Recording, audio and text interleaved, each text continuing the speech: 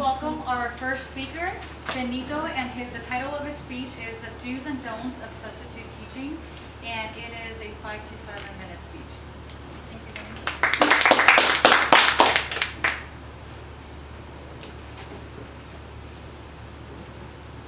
I'm Toastmaster, fellow Toastmasters, and honored guests. How many of you here know that I've been a substitute teacher lately? Raise your hand. Or how many of you know other people that are substitute teachers? Very good.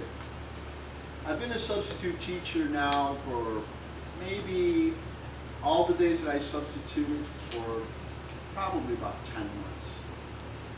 And there are a few things that I've learned about substituting that one should do and one shouldn't do in their classroom with the students, or substituting in general. For example, make sure that you get to the school, arrive early, or at least on time. And you mentioned something earlier, Nancy. You mentioned that you thought I got dressed today for this meeting, and that's nice of you. However, I got dressed like this because I dress like this every day, because when I go to substitute with the students, when I go to the school, I want to look professional. Otherwise, they won't take you seriously. Okay? And another thing to do is make sure that you get an attendance sheet. Make sure you have the attendance sheet, and if you can, make sure that you get a seating chart. Because if you don't have the seating chart, the kids, what they'll want to do is they'll want to sit next to their friends, and all they're going to do is talk. And although I am not the regular teacher, they do leave a lesson plan, and I have to implement that lesson plan. And if I'm going to implement a lesson plan, I have to have them quiet and listening to me, so that this way they can do their work. And if I don't have a lesson plan, that's the worst thing you want to do, is leave the students idle. Because if they're idle, they're going to be talking, they're going to be tossing paper at each other, and they're going to be doing whatever. And you absolutely don't want that to happen. Because once they start screwing around, they are not going to stop. And of course, I can't have that. And another thing is to make sure that you do not get frustrated. Be patient.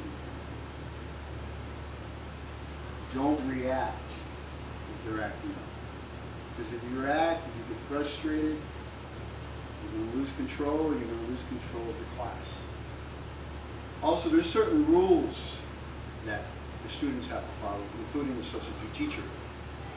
And one of the rules is that do not let the students out of the room to use the washroom. They use that excuse every time. Oh, can I go to the washroom? When they get a substitute teacher, to them it's a party.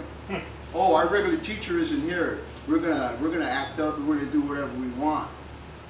They'll raise your hand. Mr. Herrera, can I go to the washroom?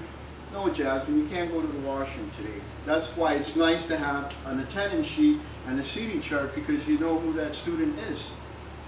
Oh, I hurt my hand. Can I go to the nurse? I'm like, well, what's wrong with your hand? Oh, I have a little cut. I'm like, you'll live. You'll be okay.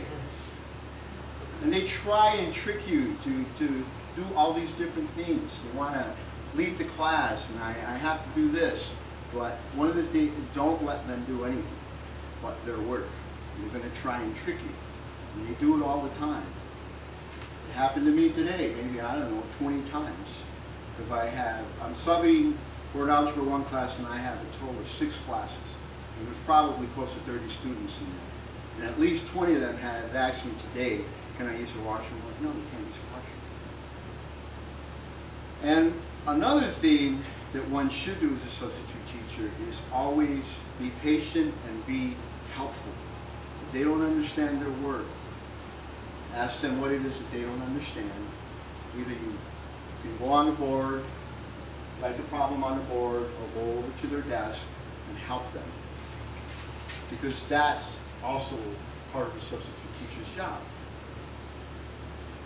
And when you help them, they're more inclined to be receptive to it. Like, oh, he really wants to help us. And therefore, if you're helping the student, they're not busy trying to talk or throw papers at one another. They want to do their work.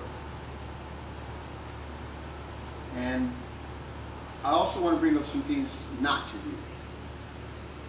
Whatever you do, if you're substituting for a class and the student is being disruptive, do not grab the student and try to remove him from the room or her from the room. The first thing to do, they usually have these intercoms where you just hit the switch and then the officer will come on and you tell them, well, I'm having a student that's being extremely disruptive and I need for even security or somebody from the office to come and remove that student from the office. Never ever put your hand on the student, ever, absolutely. And never argue with the student.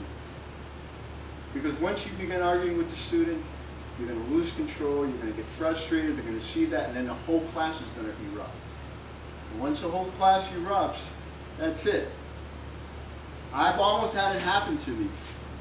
And luckily, it was towards the end of the class. So I got lucky. Make sure you do not argue with the students. Don't react. Some kid, I was writing a problem on the board the other day. I was showing him some inequalities I'm writing. I was saying, bam, I got hit with something. And I turn around again and they're throwing a bunch of other things at me. And I got so frustrated in my mind. And I just turned around and I said, guys, I'm trying to teach you something. And they're laughing at me. And I'm being real cool and calm about it. And I turned around and I did it again. They kept doing things. After a while, they stopped doing it. So if you don't react, they're like, why isn't this guy reacting? Why isn't he getting angry at us? Because they want you to get angry at them. Because the more you get angry at them, that's the less time that they don't have to do their schoolwork. Don't argue with students. And don't let them see you get frustrated. Because if you get frustrated, that's it. You're finished. And when you're in the classroom, you don't want to be like that because it's really a bad situation. It can turn into just chaos. So don't argue with them. Don't grab them if they're being disruptive. And also, don't let them see you sweat. Because if you let them see you sweat, that's it. Remain calm. Therefore, if you ever become a substitute teacher or anyone you know, at least you'll have a little bit of an idea of what to do and not to do to carry out a successful day as a substitute teacher. Manifest.